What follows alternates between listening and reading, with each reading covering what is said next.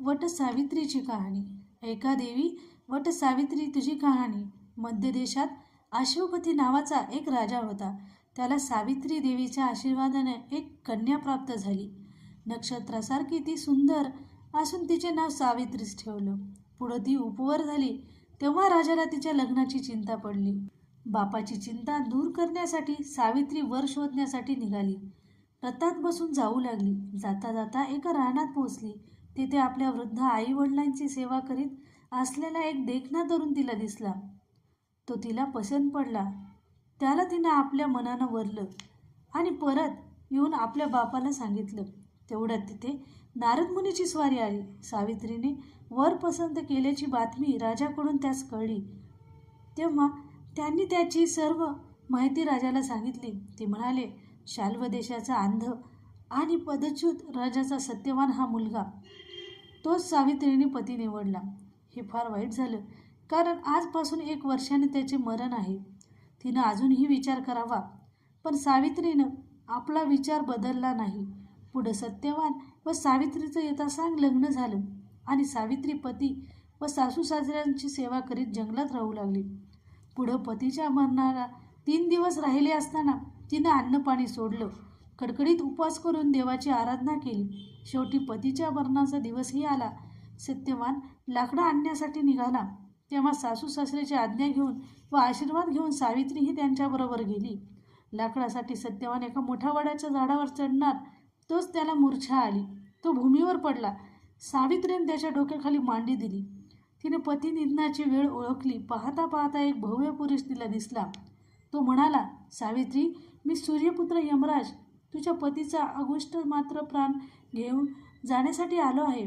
असं म्हणून त्याने आपलं पाश सत्यवानावर टाकलं व त्याचा प्राण घेऊन दक्षिण दिशेने जाऊ लागला. व्रतस्थ पतिव्रता सावित्री त्याच्या मागोमाग जाऊ लागली. तेव्हा यम म्हणाला, सावित्री, तू परत जा.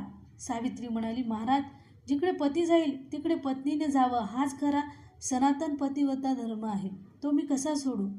असं म्हणून ती यमाच्या मागून जाऊ लागली. तिची पतिनिष्ठा बघून यमाला संतोष वाटला. तो म्हणाला, मुली, मी तुला प्रसन्न झालो आहे. तू कोणताही वर माग, तो मी तुला देईन.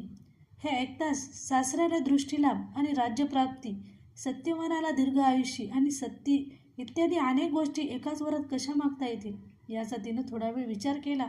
मग म्हणाली, यमराज, आपण माझ्या पित्याच्या ठिकाणी आहात तेव्हा माझ्या पुत्राच्या शिरावर राज्यछत्र असलेली पाहावीत, असं मला आशीर्वाद द्या. यम म्हणाला, तथास्तु, आता तरी मागे फिर. तरी ती परत मागं जाऊ लागली. तेव्हा यम म्हणाला, आता का माझ्या मागून येतेस? तुला हवं तो आशीर्वाद दिला. सावित्री म्हणाली, महाराज, माझा पती जिवंत होऊन त्याला दीर्घायुष्य मिळालं नाही तर पुत्र होतील कसे? यम थक्क झाला व म्हणाला, मुली, मी हारलो, तू जिंकलीस. तुझी पतिव्रताची पुण्य प्रतापामुळे मी तुझ्या पतीचे प्राण हे बघ सोडले. जा आता सुखाने नांद. सावित्रीने यमाला वंदन केले. तो निघून गेल्यावर ती पतीच्या शिराजवळ आली. तो सत्यवान जिवंत झाला. झोपेतून तो जणू जागा झाला. ती दोघे आनंदाने घरी आले. पुढे यमाच्या आशीर्वादाप्रमाणे सावित्रीच्या सासऱ्याला दृष्टीलाभ झाला. राज्य परत मिळाले. सत्यवान दीर्घायुष्य झाला. पुत्रप्राप्ती झाली. आनंदाने राज्य करू लागले. तेव्हापासूनच वटसावित्रीचे व्रत सुरू झालं. हे व्रत सौभाग्यवती स्त्रियांनी जन्मभर करावे. हे व्रत 3 दिवसाचे आहे. प्रत्येक वर्षी ज्येष्ठ महिन्यात त्रयोदशीला सकाळपासून पौर्णिमेच्या दिवशी व्रतस्थ राहावे. न जमल्यास पौर्णिमेच्या दिवशी व्रत पाळावे. वडाची पूजा करावी. सौभाग्यवाणी द्यावी. फलाहार करावा. सत्यवान सावित्रीने यमाची पूजा करावी. पतिपुत्रांना आयुष्य वैभव मागावे. हे व्रत केल्याने मनाप्रमाणे होते. ही 60 उत्तराची कहाणी 5 उत्तरी सुपूळ संपूर्ण.